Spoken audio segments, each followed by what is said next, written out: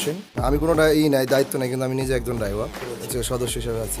আমরা ড্রাইভাররা যে একটা উদ্যোগ নিয়েছি, আমাদের উদ্যোগটা আসলে আগের থেকে নেওয়া দরকার ছিল, যেহেতু আমরা বিগত 4 বছর ধরে আমরা এই সংগঠনটা উদ্যোগ নিয়েছি। আমাদের মাঝে আমাদেরকে দেখার মতো কোনো লোক নেই, কিন্তু আমাদের একটি সংগঠন থেকে যে আমাদের শ্রমিক ভাইয়েরা এবং কি মনে করেন যে কোনো অসুস্থ হলেও যে আমরা যেন তাদের পাশে আমরা যেন দাঁড়াইতে পারি, যে তাদের সুখ দুঃখের যেন আমরা দু একটা কথা শুনতে পারি এবং আমরা যেন বলতে পারি, সেই উদ্যোগ নিয়ে আমরা যে উদ্যোগটা নিয়েছি। যে আশা করি যদি আপনারা আমাদের পাশে থাকেন, আমাদের বড় ভাইরা যদি পাশে থাকে, তো আশা করি যে আমাদের এই ড্রাইভার সঞ্চয় সমিতিটা ভবিষ্যতে আমরা এই কাজ থেকেই অনেক কিছু করতে চাই। একজন সাইফুল ইসলাম মঞ্জু নাম।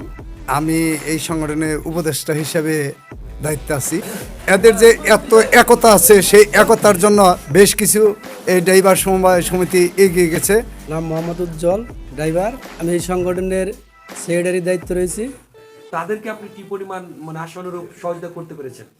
ইনশাল্লাহ বিগত 4 বছর ধরে আমরা ড্রাইভার সঞ্চয় সমিতি করছি এবং ড্রাইভারের সহযোগিতা এবং পাশাপাশি অন্য কারো সহযোগিতা আমরা করে আসতেছি, বিগত দিনেও করবো ইনশাল্লাহ, আশা রাখি। সেবা দিয়ে যাচ্ছি, আবার নিজের অর্থায়নে পালি একজনের পাশে আমরা দাঁড়ানোর চেষ্টা করি। আমরা মোটামুটি এইখানে সদস্য আছি হলো 62 জন। এর থেকে আমরা ড্রাইভারদের পাশে দাঁড়ানোর জন্য এবং অন্য কারো সহযোগিতা যদি লাগে তার পাশে আমরা দাঁড়ানোর জন্য চেষ্টা রাখবো এবং চেষ্টা করি এবং রাখতেছিও। আমার নাম মোহাম্মদ আলমগীর হোসেন। আমি এই সংগঠনের সভাপতির দায়িত্বে আছি। এবং তাদেরকে দুঃখ দুর্দশায় আপনি কতটুকু পাশে থেকেছেন, সহযোগিতা করেছেন?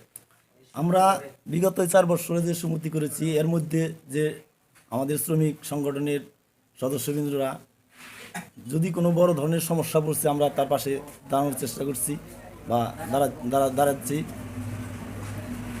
যদি কোনো শ্রমিক মারা যায়, তাদের পাশে আমরা যতটুকু পারি আমাদের সংগঠন থেকে সার্বিক সহযোগিতা করে আসছি। হ্যাঁ, এদের ভবিষ্যৎ, এই যে আমরা গাড়ি চালাই, আমাদের জীবনের কোনো নিরাপত্তা নাই। যে কোনো সময় আমরা যে কোনো দুর্ঘটনায় আল্লাহ আমাদেরকে নিয়ে যেতে পারে। সেই জন্যই আমাদের উদ্দেশ্য হলো যে আমরা একটা সংগঠন করব, যে সংগঠনে আমরা ভর্তি থাকলে আমাদের ভবিষ্যতে যে একটা অ্যামাউন্ট হবে, যদি আমাদের কোনো শ্রমিক ভাই এখান থেকে ইন্তেকাল করে, তখন তার পরিবার আমাদের এই সংগঠন থেকে তার পরিবারকে টিকে রাখার জন্য এই অর্থায়নটা তখন তার ভবিষ্যতে বিশাল এক কাজ করবে, এটা মনে করি। কিন্তু একটা ড্রাইভার যখন বৃদ্ধ বয়সে তার চলন ক্ষমতা হারিয়ে ফেলবে, সেই পরিকল্পনায় কি এদেরকে নিয়ে কোনো কিছু ভাবতেছেন কিনা, আমাদের পরিকল্পনা আছে কিনা? হ্যাঁ, যদি আল্লাহ আমাদের এই সংগঠন টিকায় রাখে, যদি এই সংগঠন আমরা সদস্য দিয়ে শক্তিশালী করতে পারি, ভবিষ্যৎ আমরা এরকম পরিকল্পনা করব যাতে তাদের বৃদ্ধ বয়সে আমরা এমন একটা অ্যামাউন্ট দেবো যাতে সেই টাকাটা দিয়ে সে চলতে ফিরতে পারে।